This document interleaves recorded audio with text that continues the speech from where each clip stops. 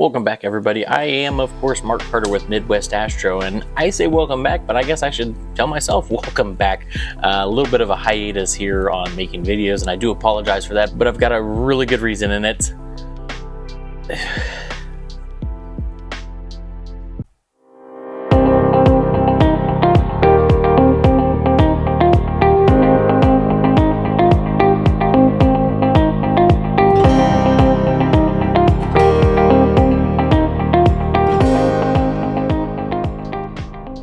Okay, maybe I don't have a good reason, but I just got a little bit busy with personal things and our weather sucks, to put it frank. Literally just the other night, we get a thunderstorm that then the temperatures drop and freeze all the rain that fell. How do you have that? Only in the Midwest. So you might be just generally curious, or maybe you're not, but what's new in my life? Well, since we last spoke, I think the hat says it all.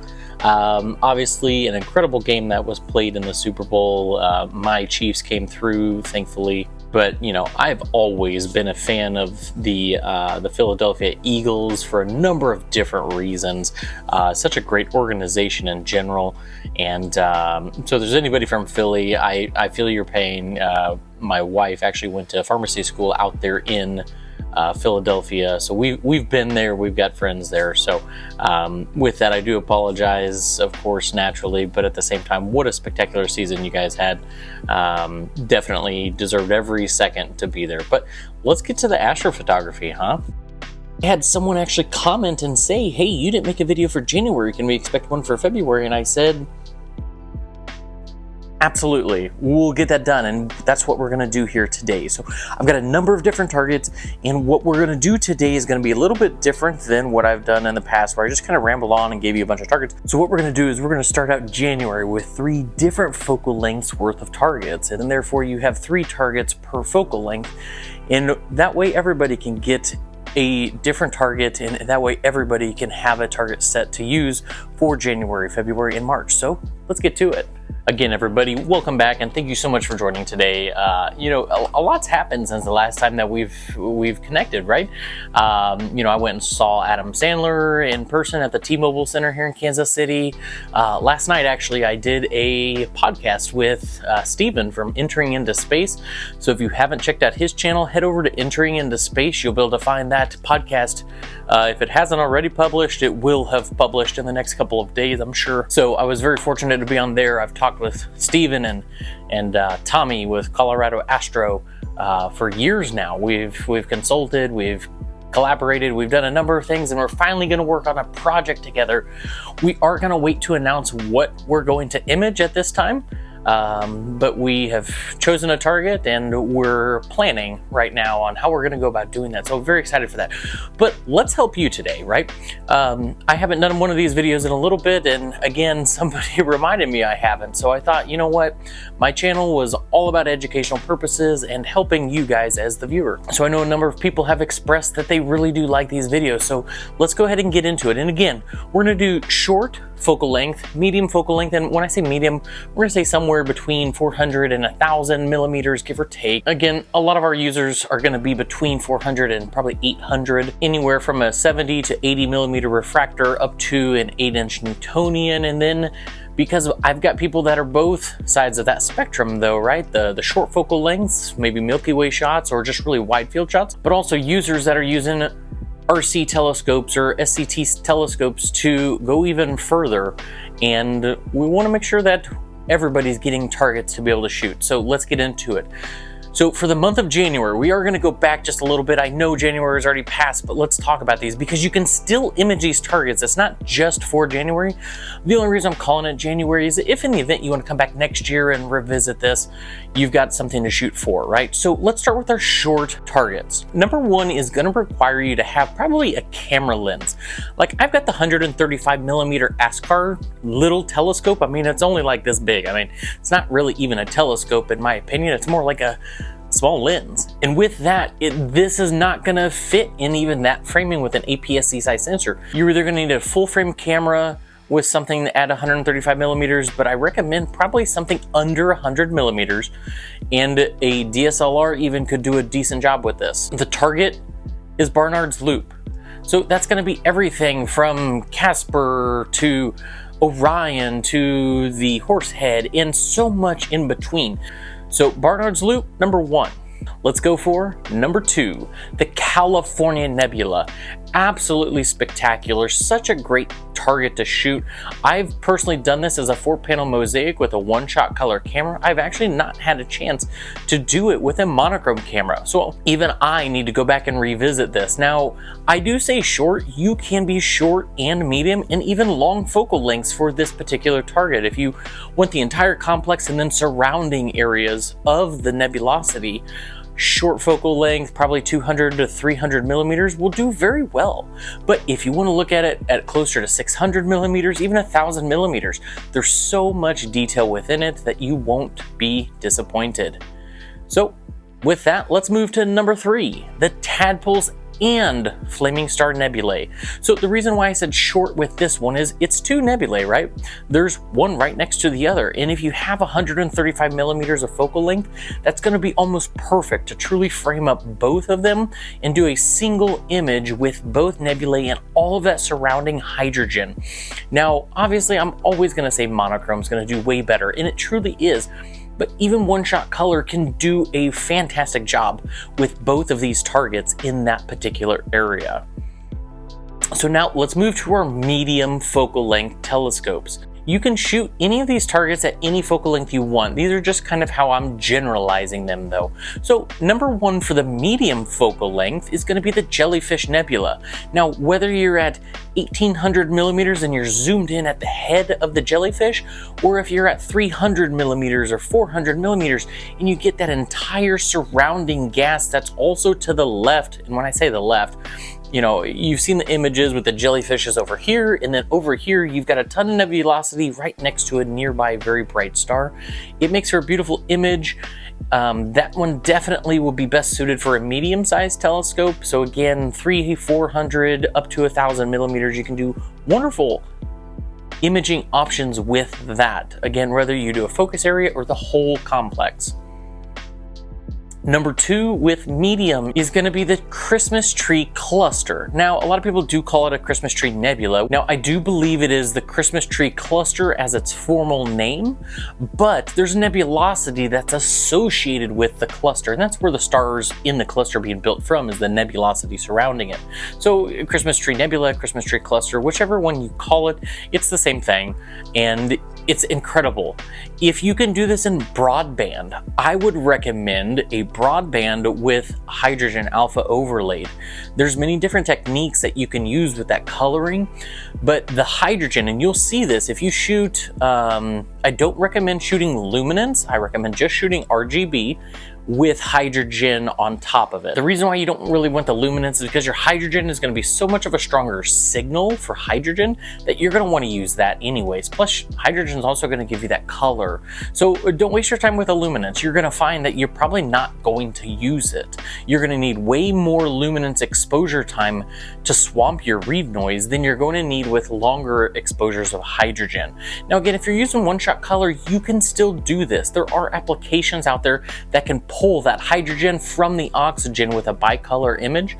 Maybe you're using the L Pro, or excuse me, the L Extreme or the L Enhance, whichever ones. I know AstroPixel processor can strip out the hydrogen and strip out the oxygen, and then you can just use that hydrogen from your image and then mix it in with something like your L Pro. So again, 1-shot color, don't think you can't do this. You absolutely can. You will need some more integration time to help balance your signal to read noise though, in comparison to something like monochrome. So our third target with a medium-sized telescope, probably the 300 millimeter focal length. Again, with maybe a 4/3 or APS-C size sensor, I recommend downloading Stellarium, and then you can actually plan what will physically fit in your frame. But this one's amazing. It's the Heart and Soul Nebulae. So both of them, not just one, not just the other, both of them together. Again, you're probably going to want to be closer to the low end of the medium spectrum with, again, 300 give or take millimeters of focal length. You can go a little bit deeper, of course. You can use just one nebula, but those together will make a stunning image that you won't regret spending your time on. I've tried to do it and I've had some issues and I just haven't gotten back to doing it, but it is on the agenda. So now let's move into the long focal length, right? So number one is going to be the Fossil Footprint Nebula. Now, I know in the past I've said that this one's pretty underwhelming, but it's because you have to spend a little extra time with it.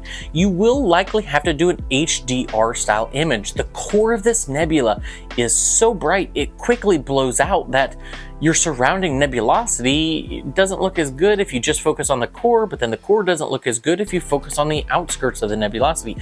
So if you want a challenge image, get something in the 1000 plus millimeter focal length, go shoot this target. I recommend using 2 different exposure lengths though, and getting 2 sets of data to be able to work with. You want core oriented data with shorter exposure lengths, but then you want your outskirts of the nebula, which are going to be your longer exposures, and then you're going to combine those in post-processing. It's got a lot of potential with it, but a lot of people mess it up, including myself, in that you only shoot one data set and then you go to work it and then you're like, oh my gosh, I don't have the color I was hoping for, or my core's completely blown out. Again, it's very bright. You do need to take shorter exposures to get the most of that particular target. Number 2 with the long focal length, let's go for a cluster here, an actual RGB style image. We're going to go with the M&M double cluster.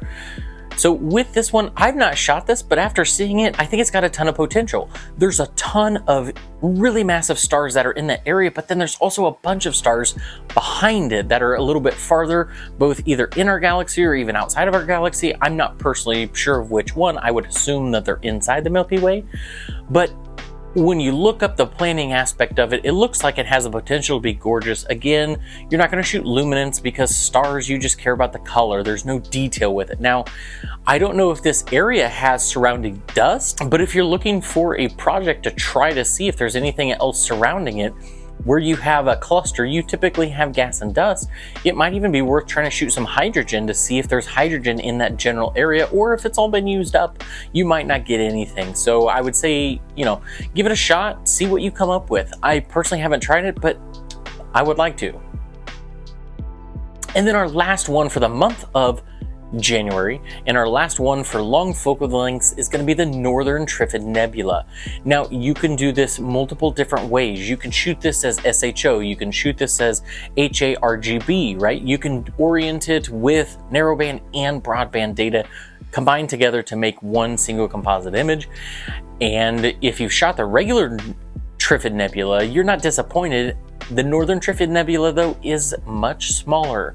You're going to need a longer focal length. Even 1000 millimeters with something like a 2600 mm or even a 294 mm or some variation of that, it's still going to be relatively small. So I definitely recommend 1000 plus, maybe even 1600 and further. So an RC8, an RC10 would do really well, an Edge 8.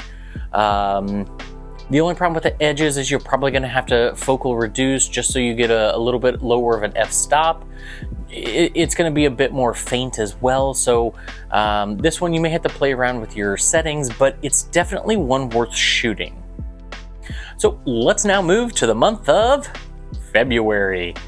So again, same thing. Let's start with short, medium, and long. Number 1 with short. This one's probably not one that you're expecting, but I'm going to say Polaris. Why would I be recommending a star? It has nothing to do with the star. Well, I say that. It has a lot to do with the star, but it's all the surrounding dust. So find a new moon time. You can do this in March. You can do this any time of the year, but since we're starting to enter the cusp of galaxy season, shooting dust in nebula is going to be harder and harder as we progress into galaxy season until we start getting closer to June, July timeframe, when really the Milky Way starts to come back to us here in the northern hemisphere. And we're going to be lacking when it starts to come to this. So the targets are going to become more galaxy oriented. But I'm going to recommend Polaris here because it will always have that gas and dust. Now, you're not going to get hydrogen, or at least I don't think, right? No one shot enough exposure time with hydrogen that I've found to show that maybe there's hydrogen in the area, but there's definitely a ton of dust. If you haven't seen it, just go to Google or some search engine and look at Polaris with surrounding dust, astrophotography, some combination of that. And you're gonna find some people have spent 20, 30 hours just imaging in RGB with this target. Now, you're not going to use luminance because when you image dust, there's no definition, right? You just need the color. You can image with your luminance, but you're going to waste your time, in all honesty. You truly are. So if you want to challenge, do Polaris. But one thing when I've tried to do it, you cannot select Polaris as your framing thing. The reason being is your equatorial mount, 1 second may think it's on this side, the next might think it's over here, so it might meridian flip right in the beginning of your imaging and between images, and it could ruin it. So what I recommend, if this is Polaris, point your EQ mount somewhere over to the left, and that way it'll go all night and not have to worry about meridian flipping because you're so close that, oh, it thinks it's here and now it needs to be on this side, or the east or west, however it is. So if this is Polaris, again, aim slightly to the left or even down below. That way your mount will track it with ease and it won't get confused of exactly where it needs to be. And believe me, if you pick Polaris, you're gonna have issues. Again, offset it. So now we have talked about the Christmas tree cluster. With short though, I'm going to recommend the Christmas tree cluster and the Rosette Nebulae both. And the reason being is because combined, and I have shot this one, I'll be sure to share it behind me here. This one's gorgeous. It has so much potential. At 135 millimeters with a APS-C or even a 4/3 size sensor, there is so much detail to have. There's so many different colors and there's so many different ways you can process it. You can do HA-RGB, you can do SHO, you can do HOO. There's so many variations. With all of these targets, I always recommend, if you're going to shoot narrowband, go ahead and shoot at least 30 minutes per filter to get your RGB stars. There's nothing worse, in my opinion, these magenta stars when you have the capacity to put an hour and a half of total integrated time of just star color into your image. Stars are so bright, you're gonna get your yellows and your blues and your oranges without having to spend 30 hours just trying to get star color. Spend an hour and a half, get that star color, and throw it in your narrowband image. Now, number 3 for this category, I'm gonna call out NGC 2170, otherwise known as the Angel Nebula. Now again, for me, this one it sadly is behind my house. I would have to go somewhere else to shoot this particular nebula. So for me, it is way more difficult just to acquire the data because of how low it is. So with that, I'm still going to recommend it though, because the images are absolutely gorgeous of this particular area. You're going to want to do hydrogen and RGB for this area. A lot of dust, but a lot of hydrogen surrounding it as well. And you see this image all the time. It's absolutely gorgeous. It's stunning. It's worth your time if you have the capacity to image it. All right, so when we move into the mediums, so the first one I'm going to recommend here, and some friends have just recently shot this, is SH2-280. Why this one? It's got a ton of incredible details within it. I recommend SHO with RGB stars, of course, but again, you can image this in so many different ways, whether it be HA-RGB or SHO or HOO. Again, there's so many variations that you can use for imaging this one, and that's why it's really going to be beneficial to have something like a maybe a 8-inch Newtonian or even a 4 or 5-inch refractor will really do this particular nebula justice. So definitely worth your time if you're in the mid-range of telescopes. Number 2 is going to be the 13th Pearl Nebula. Where the heck is that? NGC 1999. It is over by Orion.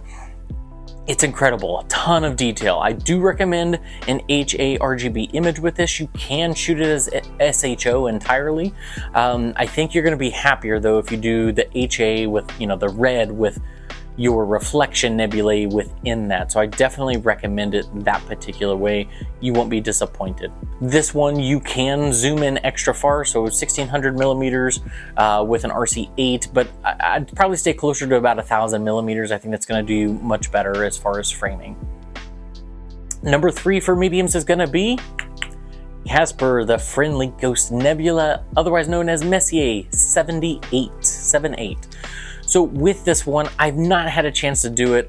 I've seen other people do it, and it's absolutely stunning. Now, when I say I haven't done it, it's not by choice. It's because my weather sucks. to say the least. So it might take me another year to get to it, but it's definitely something I want to image. It'll be up there for sure. So just like the others, with this one, you can throw in some HA, but I think this one's going to be most beneficial with just RGB. Again, when you're looking at dust, I personally have no reason to shoot luminance. You can try doing luminance and see what details you get. I think you're going to be really underwhelmed though when you see your luminance data and you're going to be like, oh my gosh, I could have spent all that time getting my colors better. Because with dust, it's all about the colors, and you got to have so much more integration time. Otherwise, it's just a noisy mess. And even when you have 20-30 hours of that time, dust, just whatever it is about that particular imaging, it's so incredibly noisy. When you try to stretch your dust levels and try to really pull it out, you're going to have a lot of noise in there. Dark skies are obviously going to be better. If you can get to a Bortle 2 over a Bortle 6 or Bortle 9, 100% take every chance you can to go out to a deep sky site and image this target under the darkest possible skies, because it will suit you so much better. So let's move into the long item. So number one here, and this one's going to be something you've seen, but you've never just explicitly imaged. IC 435. What exactly is that? It is a reflection nebula just below the Horsehead Nebula. You've seen it a million times, but very few people take the time to image just it. It's an incredibly bright reflection nebula, and it is going to require the use of RGB imaging, and you're going to have to take shorter exposures than you would if you're doing the Horsehead. But when you do the Horsehead, that nebula sometimes blows out. But if you have the chance, I recommend HA RGB. Obviously, there's hydrogen in that general area with the Horsehead, but RGB 100%, you will probably want to use luminance as well.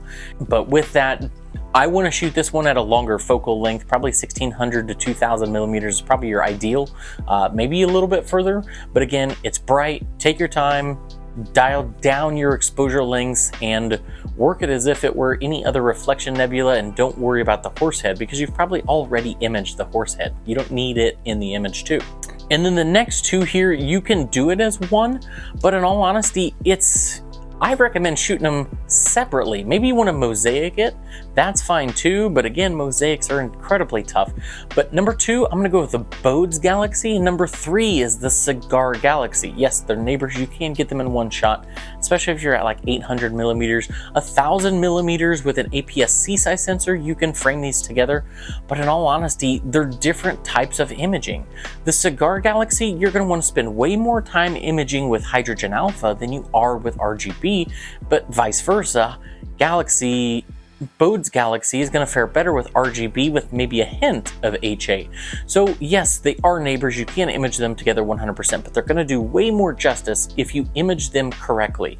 The Cigar Galaxy, I think they call it a starburst galaxy because it does over 100 times, I believe it is, more star formations because of the interaction with Bode's Galaxy than our own Milky Way can produce. So for every one star the Milky Way is creating, it's creating 100, right? Like, I believe it's 100.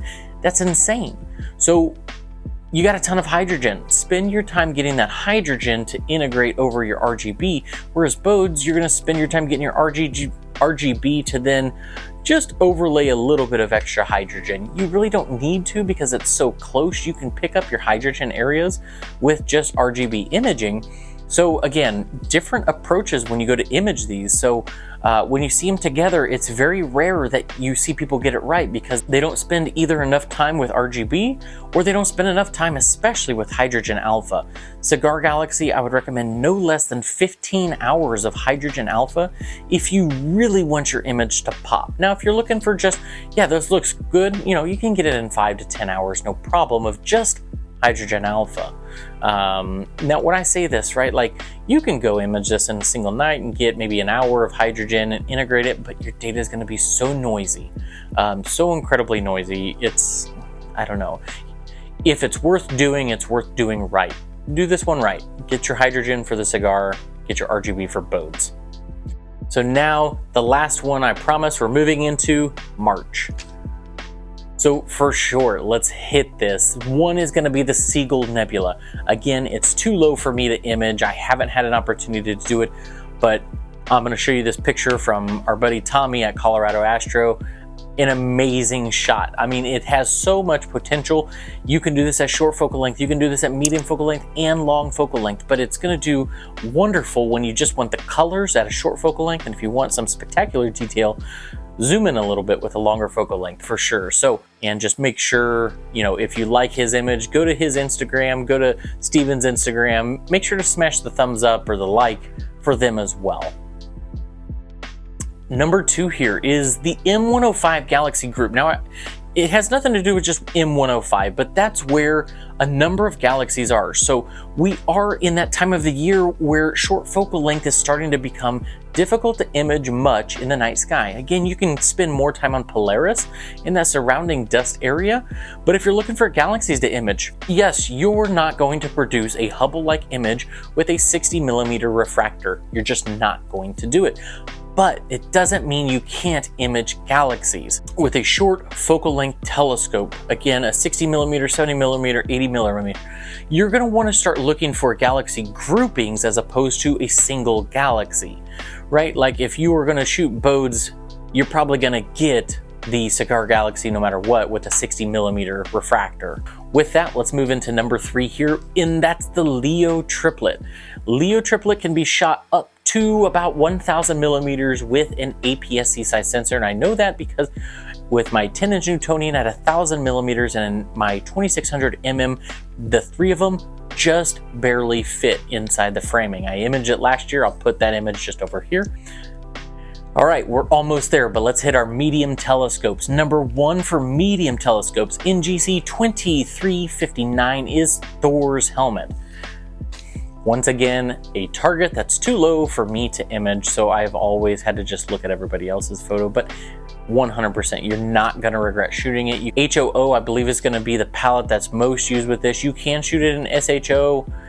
You don't see it as much in SHO. I believe HOO is gonna be your primary. So I would try to just stick with that. If you got a bicolor filter, again, the L Extreme, and you got a one-shot color camera, just stick with what comes out of the camera at that point. You don't need to do any modifications. If you're going for monochrome, obviously hydrogen and oxygen filters. And then I recommend, again, the RGB for your stars. RGB is not going to do much for you with this particular nebula other than your stars. All right, we're almost there. Number 2, we've got Dreyer's Nebula IC 2169. Colorado Astro Tommy just won ZWO's Photo of the Week with this particular target. He used a Newtonian telescope. He has amazing star spikes in it. It really makes the image pop. Obviously, Tommy's more of your veteran imager now, so you know, if you're just starting out, don't expect that necessarily, but you can see what the potential is, right? He's not adding anything that you can't also get. An incredible image. Thanks for sharing. And then number 3 here, M106. Now, a lot of people will just shoot this galaxy with RGB. My only problem with that, there is so much hydrogen in the core of it. So let's pull up this NASA image of just the core. You can see there's a absolute ton amount of hydrogen in the core. So if you take the time, and I haven't spent enough time, but I've got an image here that will reflect the hydrogen that's in that particular galaxy. RGB with luminance and hydrogen. Do them all because you're not going to regret it. All right, so let's hit our long ones. The Snowman Nebula. This one is a very small nebula, but it is worth the time. Being a smaller nebula, though, you obviously need a longer focal length. Once again, SHO RGB palette would be my recommended palette for this one. Number 2, this one's really, really neat. If you have the time, definitely do it. SH2 274, the Medusa Nebula. And don't worry, you're not going to turn into concrete after you look at it. With the Medusa Nebula, though, it has incredible layers within the nebulosity itself. Definitely HOO palette would benefit this well. You can go SHO. You're not going to have as much with the SHO version. HOO will do a fantastic job for you. Again, RGB stars with that. And our last item here, and this one, it's not like you can't just go image any star cluster. But NGC 2419's name is Intergalactic Wanderer. How could you not image something with kind of a cool name like that? So star cluster, really far away, really small. You need a longer focal length, 1600 millimeters probably on the low end. If you've got an Edge 8 or an Edge 11, something like that that has over 2000 millimeters, I think you're going to do even better. Once again, RGB imaging, I'm not going to worry about luminance with that or any nebulosity. You know, obviously where you have new stars, you have nebulosity, but I don't know the age of these stars and if they've used up all of that surrounding nebulosity around them. So with that, let me know what targets you think I maybe missed. Again, this is a long list to cover 3 months, but you can image all of these targets still today. I'm just trying to switch it up, keep it light, and also keep you on your toes as far as what are some of your options out there and what things just generally exist that maybe you haven't even heard of. So with that, let me know down below what you liked, what you think you're gonna image, and if you need help, put those down below and I'll definitely try to give you my best recommendations. And with that, guys, clear skies. Hope to see you again soon. Thank you so much for joining, and we'll see you next time.